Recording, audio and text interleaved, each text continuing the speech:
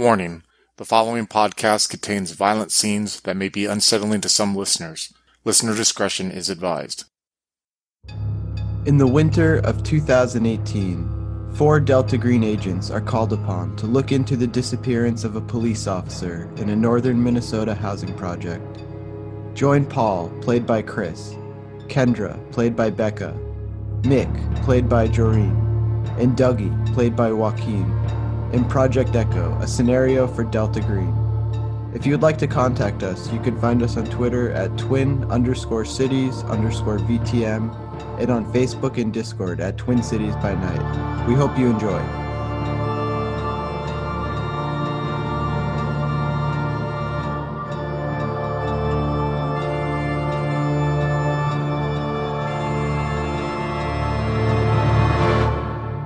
Tamara excuses herself to the bathroom.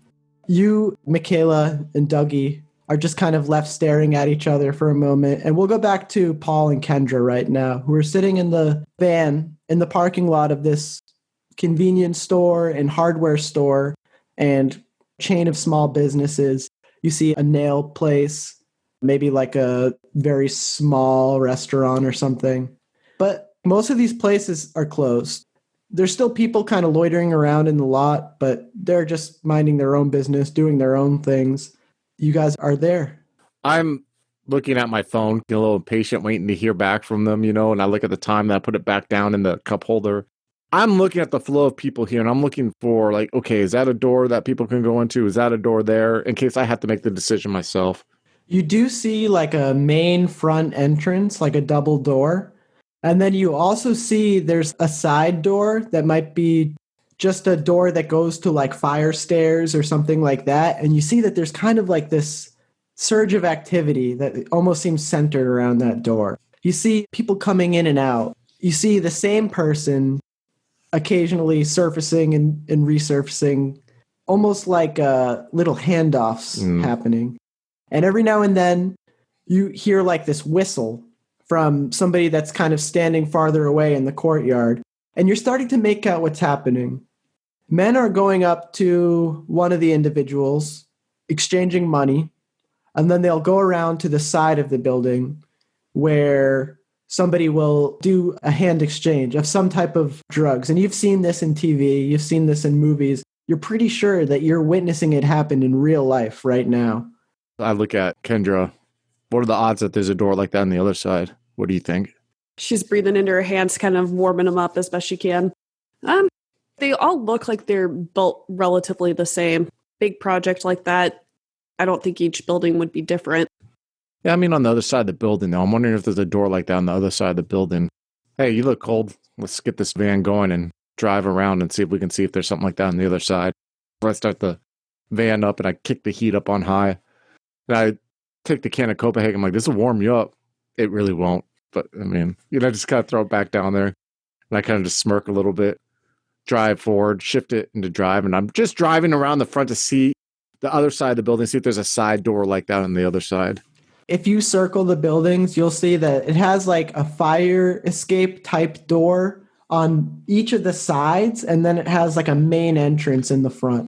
The main entrance probably goes to an elevator and staircase or something. And then there's apartments around on each floor. You said the side door looked busy where the handoffs are happening. Does this side look like there's handoffs happening there? When you drive around to the other side of the building, so you see the front entrance, you see the side where the handoffs are happening. You go around back, you don't see a door on the back, and you keep going towards this other side, and you see the light on that side is out. And you see that there's still people walking by. It's a busy place, but there's not activity here. There's not people using this door necessarily. People will occasionally walk past the building, maybe to get to the other side or to get to the front or to get where the action is happening. But this side, it's not unattended, but there's less going on here. I look at her and I'm like, what I'm doing here is I'm trying to find a way we can get in if we don't get a point of contact in. The front is obviously not the way that I want to get in. The other side, obviously, is going to take some kind of fucking distraction and get them away from there. But I'm willing to bet that whatever is being handed off there is valuable enough to these folks that they're not going to want to leave that area. or it's going to take a lot to get them to leave. And then there's here. I motion the other door. I assume we're parked like in another parking lot. I'm going to leave the vehicle running though because I see that she's cold. I'm going to be like, but my thing is it might be locked. So we're going to have to wait. Part of me is tempted to go out there and see if I can open it, but I feel like throwing a jacket hood up is not worth it. And we'll wait to see what Twiddly-Dee and Twiddly-Dum find out. And hopefully they'll get back to us soon with some information there. So as you're kind of watching the door to see if somebody goes in or out, to kind of give you any kind of information as to like whether it's locked or what, we'll cut back to Mick and Dougie. Tamara's getting out of the bathroom right now, and she kind of rejoins you guys on the couch. And she puts her hand on Mick's shoulder, and she's wiping tears from her eyes, and she's just like, "I'm sorry. Thanks for listening to me." It's no problem at all. Thank you for sharing all of this with us. I think and I'm looking over at Dougie, I think there's only one thing we really want to ask, and that is, do you happen to know anyone who lives in the northern building of the project? We have information that is where he was last seen, and we would really like to take a look ourselves, even though it's been so long ago. Knowing this area a little bit tells me that is much easier if we have somebody that is actually there to receive us. I had a coworker who lived there. I mean, and I've always like had friends at school that lived in the area. I have to admit, even I had a prejudice about the area before I got old enough to realize that it's not people's fault that they end up there. In school, I never wanted to really be perceived as hanging out with people that lived there. But when I got older and I started working at a supermarket, I had this coworker who lived there. The type of stories he told me were always kind of messed up. And I always felt really bad that him and his mom had to live there. He used to always tell me about this smell at night that would just keep him up. It was like a million animals had just died in all the vents, and everybody would just be outside of their building, walking around trying to figure out what was going on. The smell would be so bad, it would wake everybody up. And I always think about that, how lucky I am to just not have those kind of problems in the place that I live. I mean, my landlord's kind of a dick, but I don't know. I don't know anybody that lives there, no. I know my dad was, I wouldn't even say friends, but he knew the mother of that kid. I don't even really remember what her name was, but she was listening to his bullshit. Maybe she was just lonely having lost a son, but it's like a painful memory to even really think about that place now. Understandable, and that's completely okay. We have things on the kid as well, so maybe based on the last name we can find something. Something just popped up. You talked about those film crews before. I don't want you to get involved with them in any capacity, but those people have a tendency to leave a lot of information about themselves behind. So do you happen to have a card of them or a number that they used to call you on or with? Anything? They didn't give me any kind of card or number, and they wouldn't even tell me their name. And after it happened, I tried to use Google to see what this production that they were trying to do was, and I didn't find anything. So, I just assumed that they never continued with the project or what. I was actually happy to not find anything. I searched my dad's name on Google quite a bit just to see. And when the camera crew showed up and they started bothering me, I was really worried that there was some kind of negative story about my dad being aired, and it fucking broke my heart. I still search to see if that is something that exists, and I haven't found anything negative about my dad. I haven't found any documentaries on YouTube or anything like that, so I don't know who or what they were doing. Weird. Thank you, and turn to Mick. Do you need anything else from her? Or? No, I think this was all. Tamara, can we call you if we have any additional questions or something or like that? Or if you find anything else that we want to tell us. Yeah, here's my phone number, and she'll write it on like a piece of notepad that she has on just like a colored pencil, and she'll just like rip it off and hand it to you guys. I'll give her the number of the same burner as I used before. And you can reach us on this number anytime you like. I'm very sorry if resurfacing all these memories was traumatic in any way. That was not our intent. Thank you for your openness. She will wish you guys well and stuff. You guys leave the apartment. As soon as we get at the truck, I think I'll call Paul. Paul, your phone rings. I look at Kendra and I look at my phone and I smile and I answer the phone and I put it on speaker. I'm like, yeah, we're here. What's up? Hey, you're on speaker. We just came back from the daughter. Nothing much that we didn't know yet. Just that the last thing she heard from him was a phone call about some sort of pagan thing. She mentioned Pan. She mentioned Typhon. He seemed to be really frantic about that. Does that ring a bell with you? No, I've never heard that term before. I mean, I've heard some guys talk about it. It's like a Greek thing about. It's basically like those half goat guys that's supposed to run around drinking beer and throwing parties and stuff. is it like the thing on the damn tape? Kind of. So I think Pan's like the leader, supposed to be like, go out to nature and have big wild parties. I know a bit about it. It's just some stuff I heard about occasionally. Dougie, why don't you give us an occult roll? Because you actually know quite a bit about this type of stuff. I do, yes. Oh, no, 51 out of 50.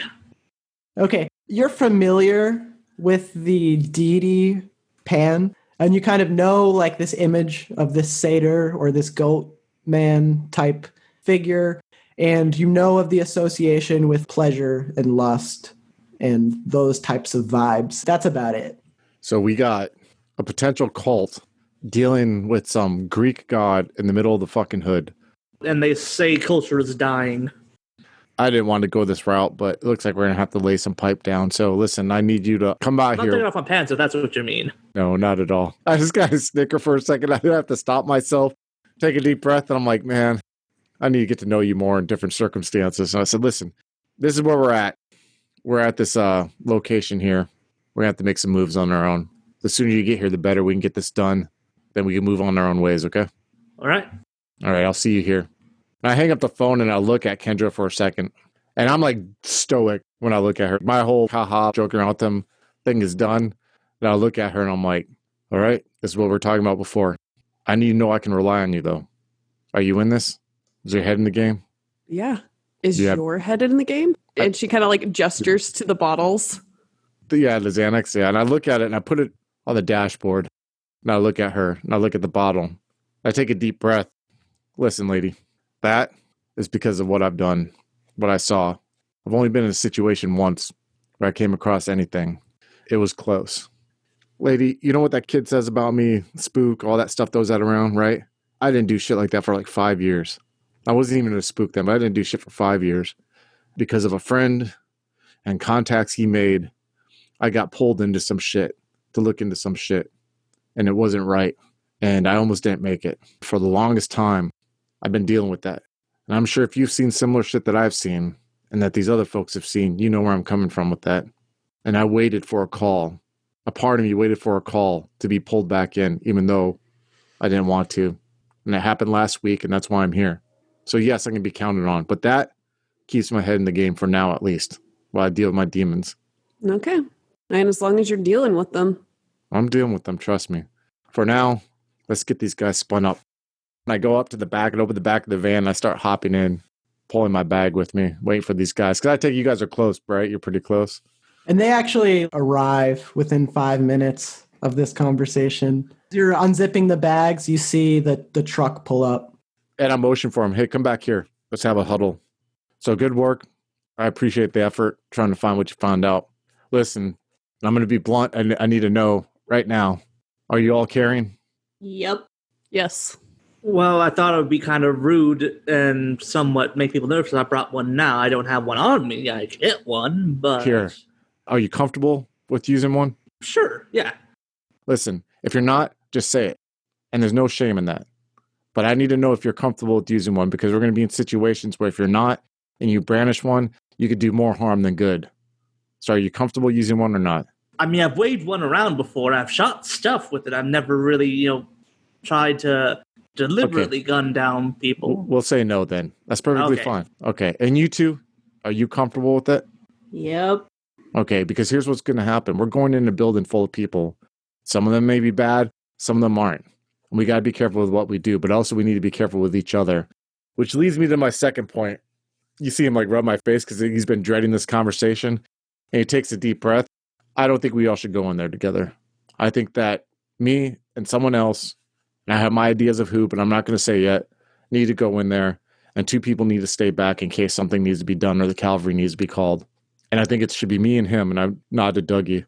We need to move quick. We need to move fast. And we need to do this. And frankly, I don't want to put you 2 at harm. And you can call it chauvinistic. And you can call it whatever it may be. But in reality, if you're here listening to our comms and you need to fucking do something to get us out there and we're in danger, I'd much rather have you 2 out here. That's very cute. Extremely, extremely cute of you. But how exactly are you planning to go in there? I hope it's not guns blazing, because that's not going to work. No, ma'am. It's not gun blazing. Trust me. I have experience in this. Kendra and I here have spent a time looking. I only see one way in, hopefully. And the reason why I want this guy to come with me is I have a feeling he's probably quite capable of opening up locks. We run into a locked door. How confident are you that you can get us in it? Well, 1, kind of rude that you just assumed that about me. 2, I can totally get you in at any locked door. There we go. So this is what I'm thinking. Him and I go in that side door. We move quick. And listen, I want you 2 to even hear this if you're not with us. Listen, slow is smooth and smooth is fast. All right? We need to be slow and deliberate in our movements. And with that, we will not make mistakes, which will make us a well-oiled maneuvering unit in this situation. And another thing you all 3 need to hear at this moment is the term violence of action. If we are in a situation where we need to get out, being loud, being aggressive will get us probably out of that situation and give whoever may be putting us in a predicament a pause, which will give us a couple seconds to get out of here alive. So we're going to wire up, him and I. You're going to hear our communications in there. You're going to keep an eye open up here. And if we need you to come in there, we will find a way to get you in there. Remember, we have some firepower in the back. So I'm going to keep the assault rifles here, okay? I'm going to bring my M19. I'm going to bring this bag. I'm going to bring a pair of nods for him and I, and a couple of the flashbangs that we have in a med kit. We are going to wire ourselves up for whatever conversations that we have in there that you guys can record and transcribe in case you have to get out of here. And one other thing, and I can't speak on his behalf, but I'm going to speak on mine.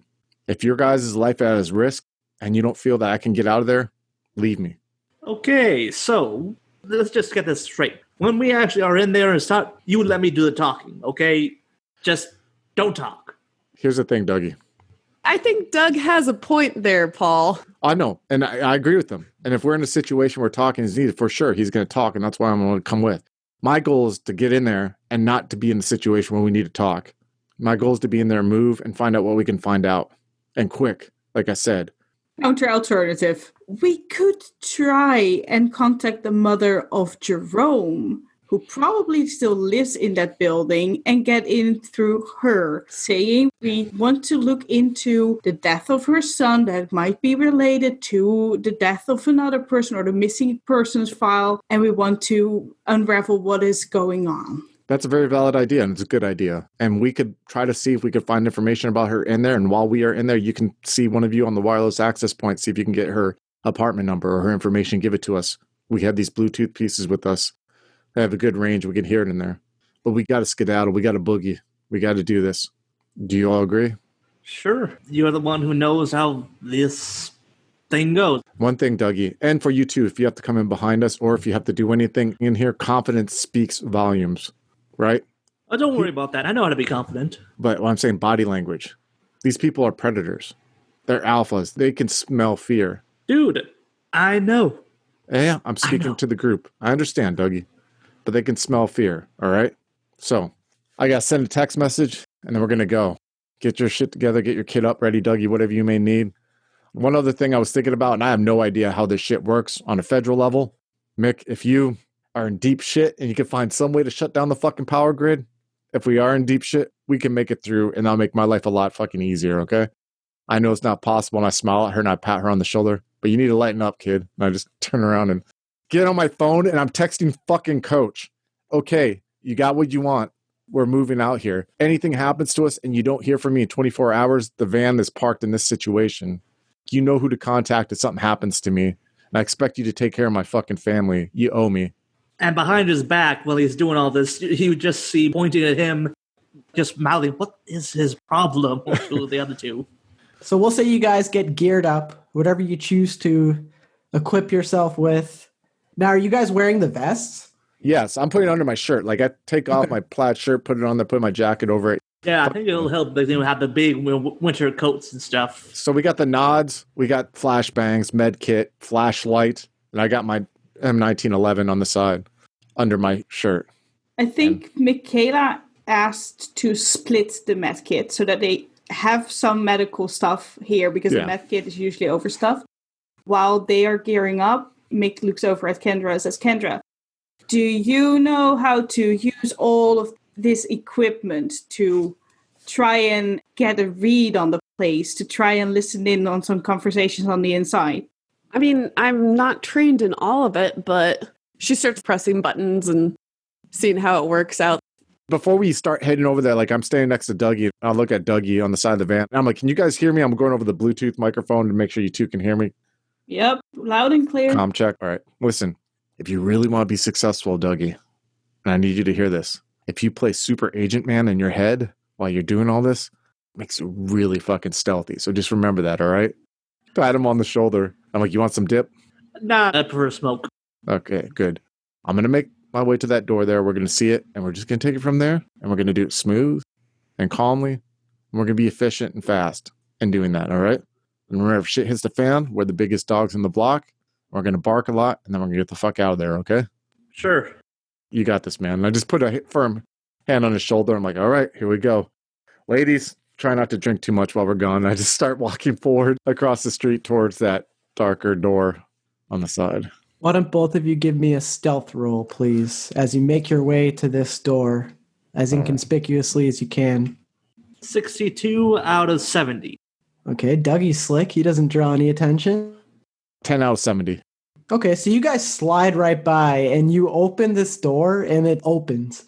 And you guys just sneak right in there. You just hear this clammy quietness on the other side as you guys are just both in this illuminated staircase looking at each other in the eyes. You hear noises from the apartments, from the buildings, but there's nobody here right now. And you guys are just looking at each other. Nobody saw you come in. Out of character, that tape we listened to, the files we looked at, he went into the building, right? We have no idea where he went into the building, though, right? What I'm asking is, can I roll to see if mentally I can remember listening there? Did I hear echoing? Did I hear any background noise that could give like any indication where he could have been? Any distinct sound other than the moaning and the screaming? Look back at it in an analytical mind and see. The second you step foot into this stairwell and you hear that door shut behind you and you hear that echoey sound, the reverberation it made, you do know that this is where he recorded himself talking. You can hear it bouncing off the walls. We didn't hear him go up steps in the call. Did I hear any like footsteps or anything like that? Or like he stopped and said something here? You heard the sounds of footsteps on metal stairs, and as you look in front of you, you see these welded chain link style stair with holes in it, so that if moisture touches it, it'll just fall through the actual staircase. It's the type that makes this metal clanging sound as you walk up of it, and it echoes throughout the entire staircase. I'm whispering to we're heading up, and I look at him and I start walking up slowly. And I keep my hand on my pistol. I'm not going to pull my pistol out, but I'm walking up the steps slowly. You start to head up the steps, and the second you hit that first floor, the both of you are hit with this wave of rotten smell. Horrible, horrible smell. And it makes you gag. It chokes you up. Paul, the only other time you've smelt something nearly as strong as this had been during your service. Probably when you witnessed the worst types of human violence that people can inflict on each other. And you were just left with that ungodly smell as you saw what you knew in your core was possible, but just didn't think people would do to each other. It brings you back to this war trauma when you smell this. It's almost choking because you haven't smelt this since you've been home at all. And it's almost more profound in a way. It's like it permeates this building. It's almost like ethereal in the way that it reaches far and wide into a way that you can't even pinpoint where it's coming from. Overcomes the both of you. I whisper in my microphone, "This is bad. The smell here. something's happened here. I pull out my 1911. I kind of just look back at Dougie, say over the microphone, do you want us to start from the top, down, or bottom top? I'd say bottom top. Moving. And I just say that like real quickly, and I look at Dougie and I tell him my motion. I'm like, open the door, and I'm just like standing in front of the door, like I want him to stand on the side and open the door. Okay. Dougie does that. He's completely out of his element right now. He's just, okay, we're doing what the CIA guide says. So you open the door and it slowly creeps open as you're peeking through, Dougie. And you see this long hallway with these blue doors. And the walls of this building is this cinder block that's just painted over white. And you see that the doors are blue. It's very dirty, but it has this sterile look, the way that they kind of just whitewash over the stones when it gets too bad. And you see there's tons of graffiti. They can't stop people from writing on these walls. And every few months or whatever, they probably just put a fresh coat of white over it. But you just see there's like these tags all up and down the walls. And the windows have this almost like chain link fence nailed over them so that people don't vandalize or break the windows. And you really just are starting to like read this environment. The sounds from some of the apartments, it's quiet. It's past midnight now and people are sleeping, but you do hear loud laughter and you hear arguments, the signs of life coming from here. It's startling because you can hear it close to these walls. And you look out and you see the side where the windows connect. It's just big, long chain link fence that's over the glass panes. But it gives it almost this open look as you see like, this wide window breaking two of the doors between two apartments. You see this longer window pane with this bigger section of fence over it. And as you're looking out into the hallway, you hear this sound from the earpiece as somebody bashes on the side of the van. And Kendra and Mick, you guys hear this, yo, police bitch, open up. All of a sudden you hear like this pounding on the van and you see like these two people run from the side of the van. You hear all this shouting and commotion, just, yo, police inside. And you just hear like these people, they're like running to the building. Paul, Dougie, you hear this fire escape door open up from where you guys just walked through. And you hear the sound of like people in motion. Kendra and Michaela, you guys looking out the window, you don't see anybody around the van. It was like somebody just rattled the side of the door and just tried to escape as quickly as possible. Paul and Dougie, you guys hear this running and commotion as people just file into this building that you guys are in right now. And you guys have to figure out where you're going to hide because they're making their way up the stairs right now. Michaela and Kendra, you guys feel that the van is being left alone currently, but you just feel your position shot. You feel this just uneasy presence as eyes are just watching you as you look outside and you can't see who slammed on the side of the van. Dougie, get the door open now. You too. If you got skedaddle. I open my bag, I take a flashbang out of my bag, and I look at him like, get a fucking door open now. Put the hardware away. Just all of it away. I'm going to open the door, we're going to go inside, and then when we come out, don't act like a cop, okay? Just stop, don't do anything. Just pretend you're buying drugs for me or something. Just stop. I'm like looking at the flashbang in my hand. I'm like, breathe for a second, put the fucking shit back in my bag, and I just like, fucking God, I know this is a bad mistake. And I put the M1911 in my holster and I slowly back up a little bit. All right, so now I'm going to try and see if I can get like hopefully an empty apartment door open. You find a door that there's some kind of signage taped to the door that immediately indicates to you that this is like a vacant building for whatever reason. And you just see like, it's like 3 doors down and you just see that yellow notice from your burglar days. You know that that's a place that somebody's not in. That's a place that's locked by management. And you just know that you could try to pick the lock. You could try to bash the door in. There's very many ways to do this. And you're just trying to decide in your art form of burglaring, which is the best way to go about this. But you know you don't have much time as you hear this commotion behind you. And you just heard that sound coming from the communication system. Okay. I'm going to try to lockpick it. 7 out of 40. Yeah, so you're fiddling with it, and just like a master, you hear this satisfying click as you turn the knob and you just push your shoulder into it, and the door just opens up, and you just see it's almost empty in there, save for a few remnants of the past tenant. And you just fall into this room, and you guys shut the door behind you. And you hear this commotion of people running by, running in the hallways. And you hear these bird whistles that people are making, and they're just like, yo, 5-0, 5-0. There's people pounding on the walls. And you just hear as this entire building's alarm, internal alarm, community alarm sounds. And you just hear more commotion coming from like the rooms around you. And you guys are looking at each other just like eyes wide in this dark room. All you can see is the whites of each other's eyes. And you hear people on the other side of this door who are pursuing you because you've just interrupted something and you find yourself in a place where you don't belong. I go around the corner to like the kitchen area and I kind of whisper in my ear. I'm like, if you gotta go, get out of here. Drive around if they found you. You're up. Just shut up. Okay. So, it's like an anthill, that's it. They're going to be all riled up and stuff, and then they're going to be up in the thing for like a while, okay?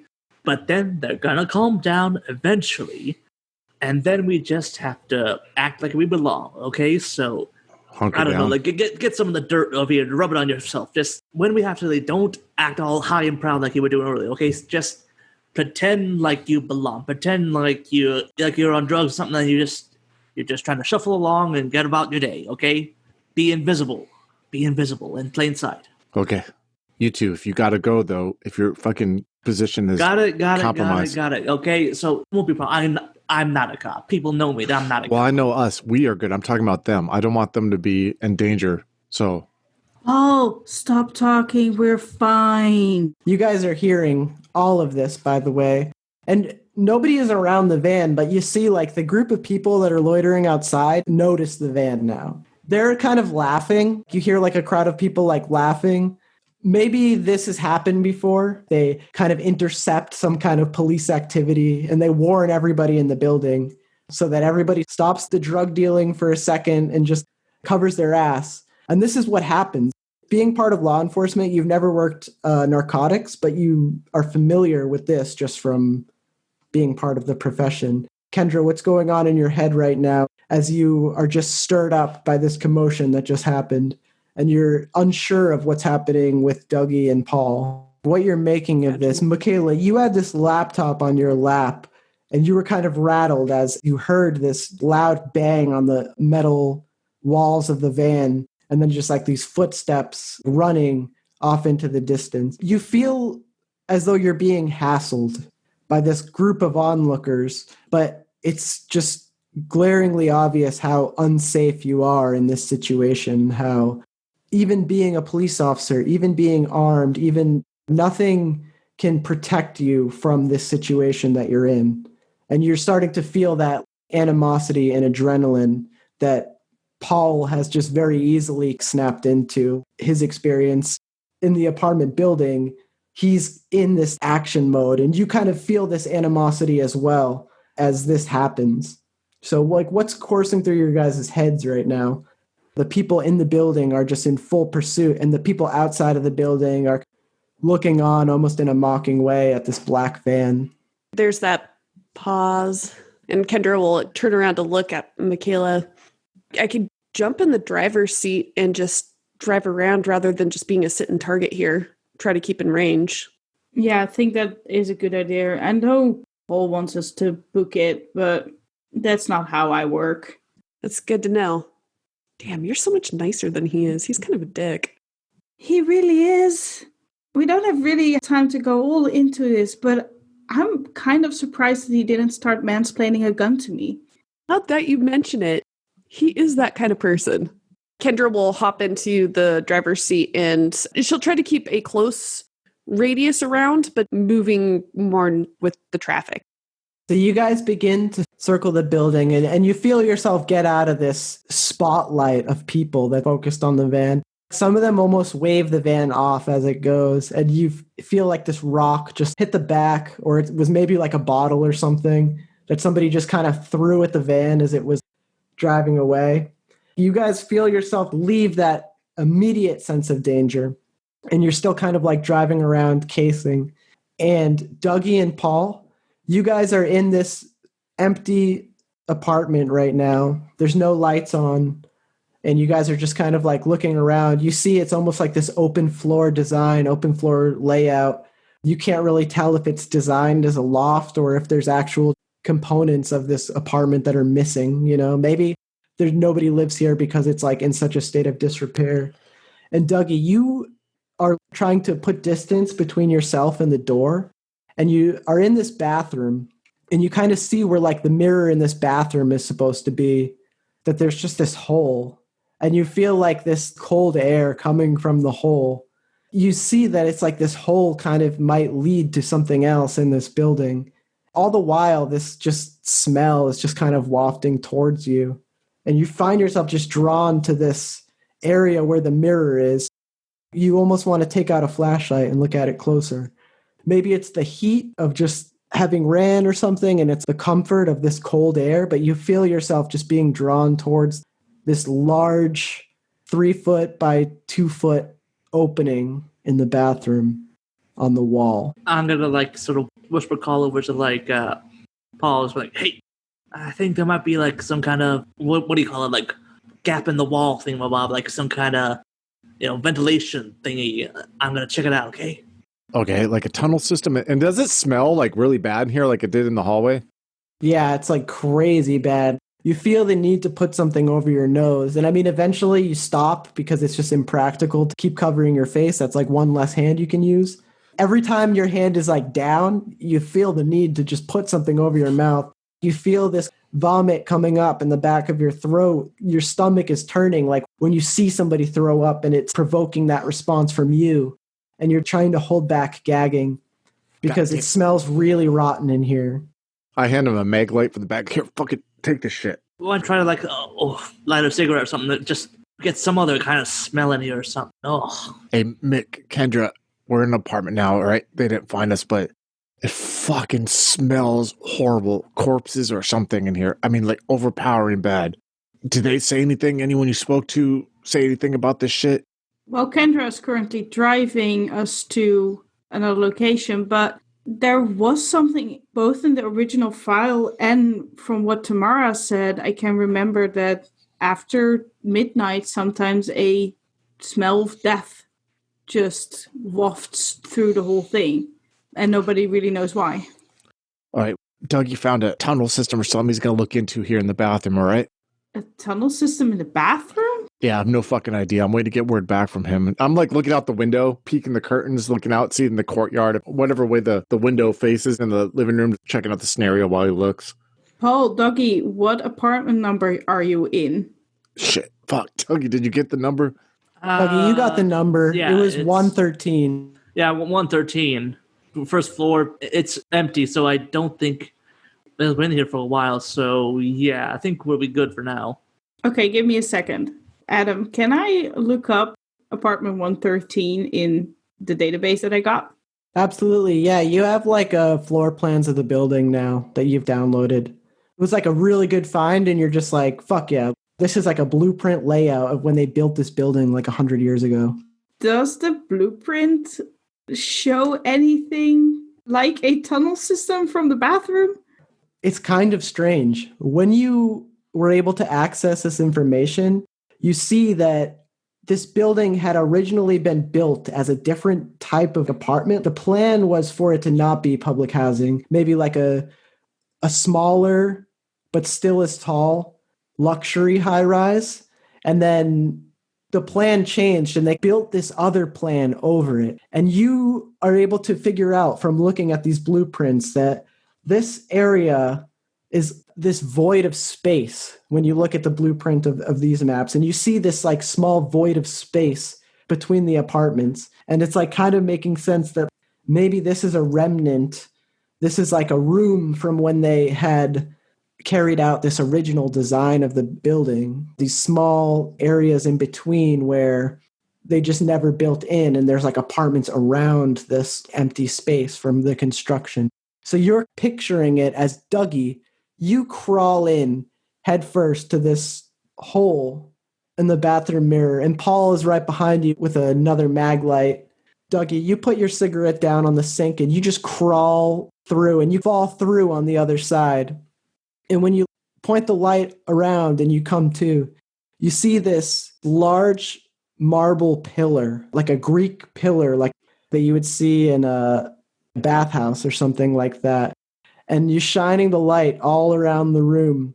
And you just see these graffiti murals depicting the god Pan, this satyr figure with a human's body and a goat's horns. All these different scenes where people are indulging in sex and indulging in these lustful acts. You see like the pictures of the satyr, he's like engorged, his penis is like on display, and like all of these pictures, they're just like showing these phallic representations and these images of just lust and sexuality. You're looking around almost in shock. You're just like, oh my God, what is this? Somebody had a real thing for things. What do you mean? What are you seeing there? Are you okay? Yeah, it's... Well, I could definitely say it's a cult. I can say that for sure. And whoever took the time to make all this stuff really got a thing for dudes with their pants off. What the? Okay, I'm going in, and I'm like crawling through the hole. Hey, Kendra, in your expertise, this smells fucking horrible. I'm saying that as I'm taking like a little pocket knife I have and cutting a part of my flannel to like make a face rag. And I'm doing the same for Dougie. And I'm like, this fucking smells here is horrible. It's like, seriously smells like dead bodies. And it's just permeated through this whole fucking building. In your fucking expertise, like how many fucking bodies would it take for this shit to happen? Like be this fucking rank and strong and overpowering? Because I haven't experienced it to this level ever in my life. Dougie and Paul, why don't you both give me a sanity roll right now? As the smell inside of here is almost hallucinogenic. It's like nothing else you've ever experienced in your life. Oh, shit. I 8 fail. out of 55. Okay, if you failed, give me 1d6 sanity loss, and if you passed, you only take 1 sanity loss. I lost 1 sanity point. Could be worse, but it is reminding you of times in your life you'd rather forget. And you see me like tapping my shirt pocket. Fuck, my pills are goddamn in the fucking vehicle. Shit, I left them in the fucking vehicle. And I'm sitting there like, you just see him wet in the sweat. I'm like, fuck. And maybe they can even hear it over the microphone, like me saying that. And I'm looking at the mural with my flashlight. I'm like, what the fuck? All right, listen, here's a sit rep. The fucking... Michaela, Kendra, you hear the communications cut out. Here's the sit rep. We see like, there's some fucking Greek... Paul, as you are like talking, you just hear this little buzz, like zzz. And you're just like, what the fuck? And you hear like a little bit more like zzz. And you go and you see this like sheet down on the ground. And you go and you try to like pull this sheet up, and just this swarm of flies just covers your vision, covers your sense of being. Like a beehive has been cracked open, and these just flies just swarm everywhere. You feel it like almost as if it's wrapping around your head. And you go to let out a scream, and you just feel yourself almost being choked by this presence of insects. Why don't you take a look through our growing catalog of one-shot scenarios to find out about Chronicles of Darkness, Delta Green, Call of Cthulhu, 13th Age, Eclipse Phase, Rogue Trader, Slasher Flick, and probably even more.